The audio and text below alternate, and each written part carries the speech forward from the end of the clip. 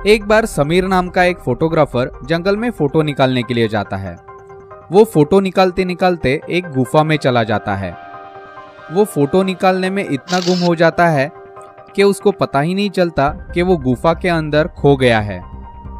वो बाहर जाने का रास्ता बहुत देर तक ढूंढता है।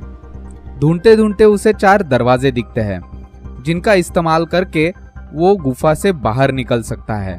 पहले दरवाजे के पीछे बहुत ही खूंखार ऐसे बैट यानी कि चमगादड़ बैठे होते हैं जो इंसान को खा सकते हैं। दूसरे दरवाजे के पीछे बहुत बड़ी आग लगी हुई होती है जिसमें जलकर कोई भी इंसान मर सकता है। तीसरे दरवाजे के पीछे बहुत ही भयानक ऐसा पॉइजनस गैस रहता है जो किसी भी जानवर को आसानी से मार सकता है। और चौथे दरवाजे के पीछे एक बहुत बड़ा रेडियो एक्टिव पौधा होता है जो इंसान को आसानी से निगल सकता है। अब आप ही हमें बताइए कि समीर को अगर गुफा से जिंदा बाहर निकलना है तो उसे इन चारों में से कौन सा दरवाजा चुनना चाहिए।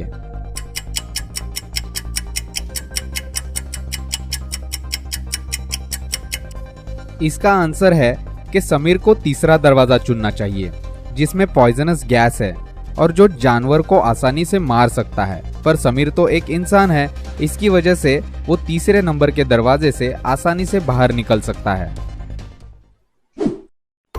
एक बार रमेश पुलिस के पास जाता है और उसके पेट में पुलिस को एक चोट दिखाई देती है।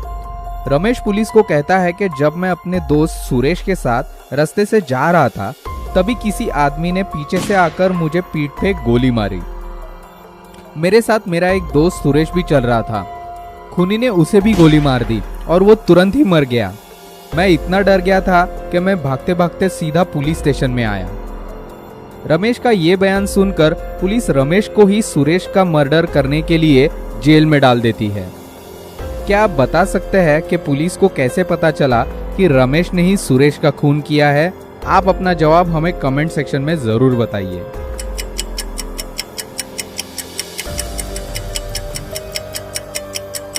आंसर सिंपल है। रमेश पुलिस को कहता है कि खूनी ने उसके पीठ पर गोली चलाई, पर रमेश के तो पेट पर हमें इंजरी दिख रही है। इसका मतलब रमेश झूठ बोल रहा है और उसी ने ही अपने दोस्त सुरेश का खून किया है। यहाँ पर आपको बहुत सारी बैग दिख रही है। इन बैग्स को आप बहुत ही ध्यान से देखिए और हमें बताइए कि इनमें से कौन सी एक बैग है जो सबसे अलग दिख रही है। अपना जवाब जल्दी से कमेंट सेक्शन में हमें बताइए।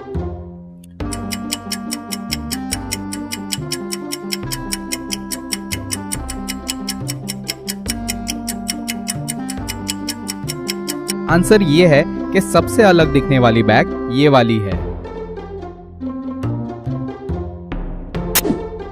यहाँ पर हमने आपको 2 ट्रायंगल्स दिखाए हैं, यानी कि 2 त्रिकोण दिखाए हैं। इनको आप ध्यान से देखिए और हमें बताइए कि इन दोनों के बीच में क्या डिफरेंस है।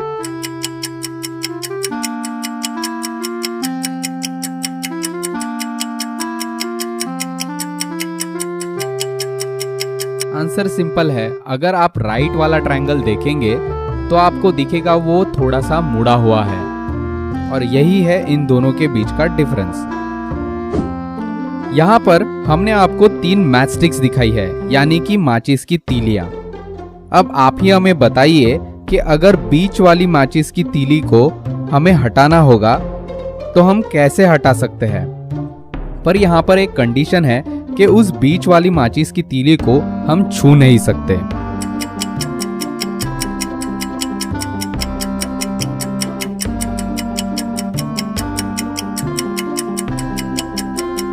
आंसर ये है कि अगर लेफ्ट या राइट में से कोई भी एक माचिस की तीली आप निकाल दोगे तो बीच वाली माचिस की तीली बीच वाली नहीं रहेगी और इसी तरह हम बीच वाली माचिस की तीली को हटा सकते हैं। एक बार शहर में बहुत बारिश होती रहती है और समीर उसमें कार चला रहा था। कार चलाते चलाते समीर एक बस स्टॉप पे पहुंच जाता है। वहां पहुंचने के बाद उसे वहां पर 3 लोग दिखाई देते हैं। पहला होता है उसका बहुत पुराना दोस्त जिसने उसकी जान बचाई थी। दूसरी होती है एक बूढ़ी औरत जो बहुत बीमार होती है और उसे तुरंत ही हॉस्पिटल में ले जाने की जरूरत थी। तीसरी होती है एक बहुत ही सुंदर लड़की। अभी समीर के पास कार में बिठाने के लिए सिर्फ एक ही सीट थी। इसका मतलब ये हुआ कि 3 में से कोई एक ही आदमी कार में बैठ सकता था। तो क्या आप हमें बता सकते हैं कि अभी इस हालत में समीर को क्या करना चाहिए? अपना जवाब जल्दी से हमें कमेंट सेक्शन में बताइए।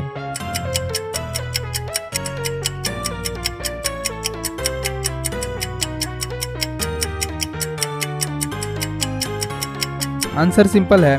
समीर को अपने पुराने दोस्त को ये बोलना चाहिए कि वो उस बूढ़ी औरत को कार में बिठाकर हॉस्पिटल में लेके जाए और समीर को वहां बस स्टॉप पे उस लड़की के साथ रुकना चाहिए।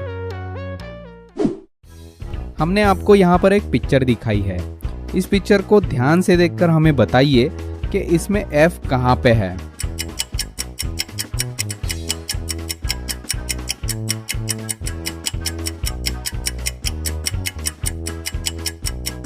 अगर आपने इस इमेज को ध्यान से देखा है तो आपको दिखेगा कि एफ यहाँ पर है।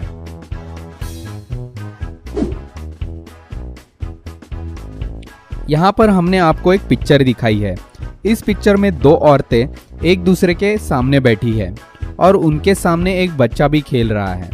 आप इस पिक्चर को बहुत ही ध्यान से देखिए और हमें बताइए कि इन दोनों में से इस बच्चे की असली माँ कौन है।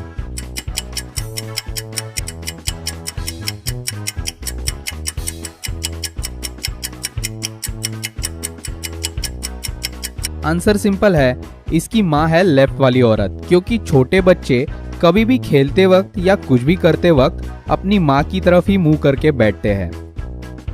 और उसके साथ ही अगर आप ध्यान से देखेंगे तो आपको दिखेगा कि लेफ्ट वाली औरत सामने की तरफ थोड़ी झुक के बैठी है। वो झुक के बैठी है क्योंकि उसे उसके बच्चे की चिंता है। अगर बच्चे को कुछ हो गया तो वो तुरंत ही उसके पास पहुंच सकती है, इसलिए वो सामने की तरफ झुक कर बैठी है। तो इसका मतलब ये हुआ कि लेफ्ट वाली औरत ही उस बच्चे की असली माँ है।